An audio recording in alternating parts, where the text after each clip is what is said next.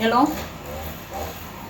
Saka uri kuzofona izvezvi ukaedza kuti foni yangu usiri kuinzwa here kana kuti ungori kuignore makosi angu haina musha haichada ini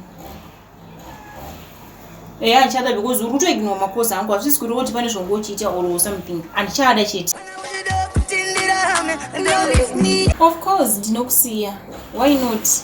Love yacho chaiyo chaiyo dhiyaka pafeye chaipo chaipo autombogoni autombozive.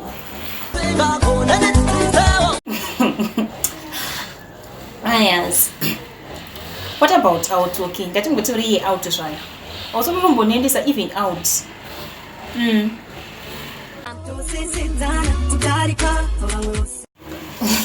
Okay, manje ndozva sei kuti unondida because ini nangu zvirizvawo kutaura handisi kutombozvitrasta kuti unondida zvezvo.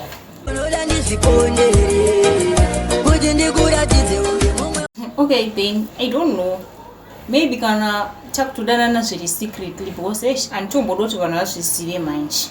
Usakwate ndoda kukukipa kunge sikireti. Ezvinoka ndatove confused manje because friend yangu iri kutondiudza kuti hai zvakatongofanira kubikira sadza mukapu hapana kwamunombosvika, you know. Musanyeperwe rudo vaviri, love is for two, hazvipindirwe isusu hatipatanurwe.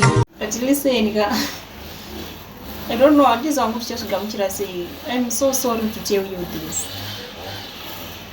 Ndakagara ndine munhu wangu ndiye handitori munhu wemunhu manje. Apa sisina munhu wemunhu iko zvino tese tiri kutangidza kuchuza. Yesu naiwe ndati ndine munhu wangu. Iwe zvaunenge uri kutoshamsika, munhu ndewamwari hausiri wakamusika, izvi ndozviripo ndo zvakutoitika. Okay, it's fine. Chindudzo just only one thing chaunongofariro pandiye.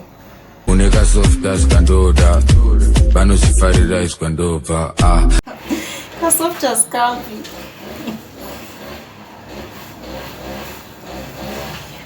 aneni manje kuti tinosvika kupi nelafu yacho chindudzo tinosvika kupi iweyo tell me.